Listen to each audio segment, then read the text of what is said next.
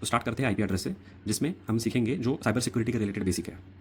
तो IP address के काफ़ी टाइप्स होते हैं, क्लाउड टाइप्स होते हैं। एक होता है प्राइवेट आईपी एड्रेसेस और दूसरा होता है पब्लिक आईपी एड्रेसेस। प्राइवेट में ये रेंज होती है 192.168 वाली, 10 वाली, 172.16 वाली और 172.31 वाली। पब्लिक में इन सब के अलावा जो भी रेंज होती है वो पब्लिक में आती है, पब्लिक आईपी एड्रेस के रेंज में आती है। प्राइवेट का मतलब ये सिर्फ आपके घर तक या ऑफिस नेटवर्क तक ही सीमित है। पब्लिक आईपी एड्रेस मतलब ये इंटरनेट पे जो भी आईपीज होते हैं उसके लिए सीमित है। तो आप अगर कोई भी इंटरनेट सर्वर या मशीन देखोगे उस पर आपको ये आईपी एड्रेस नहीं मिलेंगे। ओके, हम लोग अभी देखते हैं कि हमें खुद का आईपी एड्रेस कैसे फाइंड करना है, पब्लिक हो या प्राइवेट हो। जैसे कि मैं अभी किसी नेटवर्क से कनेक्टेड हूँ, आप देख पा रहे हो। ओके, अभी अगर मुझे मेरा आईपी एड्रेस देखना है तो मैं सर्च करूँगा आईपी कॉन्फिग। ये कमांड है विंडोज़ के लिए, लिनक्स के लिए और मैक के लिए अलग होती है, वो मैं डिस्क्रिप्शन में लिख दूंगा। तो जैसे मैं आईपी कॉन्फिग टाइप करता हूँ तो आप देख सकते हो मुझे ये चीज़ देखनी है। मैं अभी वाईफाई से कनेक्टेड हूँ, सो वाईफाई का मुझे चेक करना है। ये आप देख रहे हो आईपी वर्जन 4, इस एड्रेस को हमें हमेशा देखना होता है। ये है मेरा 192.168.31.216। ये मुझे मेरे वाईफाई के राउटर ने मुझे आईपी दिया है ऑटोमेटिकली।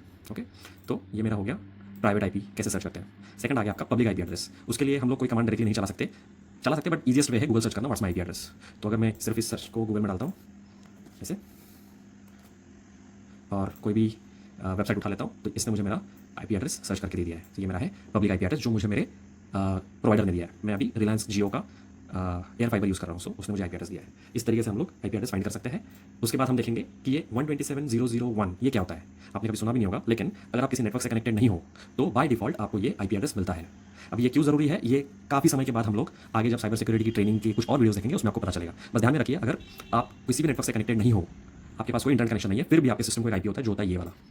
ओके, आगे बढ़ते हैं। कुछ आईपी एड्रेसेस के कमांड्स होते हैं, बेसिक्स में बता देता हूँ। एक पिंग, ट्रेसर और आईपी कॉन्फिग स्लैश ऑल। देखते हैं पिंग क्या करता है।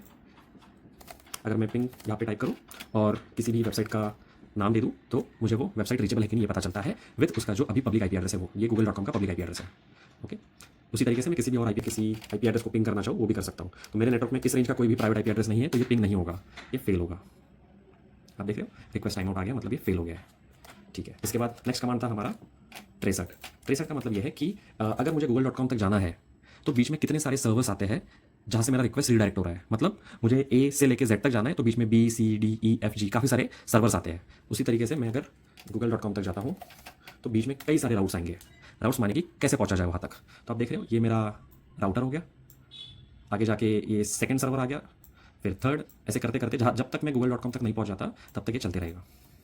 ओके, आप भी अपने एंड पे ये करके देखिए। थर्ड है आईपी कॉन्फिग स्लैश ऑल, मैंने पेस्ट कर दिया यहाँ पे। तो ये क्या करता है, काफ़ी सारी और डिटेल्स दिखाता है, जैसे डीएनएस एड्रेस क्या है, डीएससीपी इनेबल है या नहीं है। तो आईपी कॉन्फिग सिर्फ चलाओगे तो बेसिक इन्फॉर्मेशन मिलेगी। अगर आप आईपी कॉन्फिग स्लैश ऑल ये कमांड चलाओगे तो आपको कई सारी एडिशनल इन्फॉर्मेशन मिलेगी।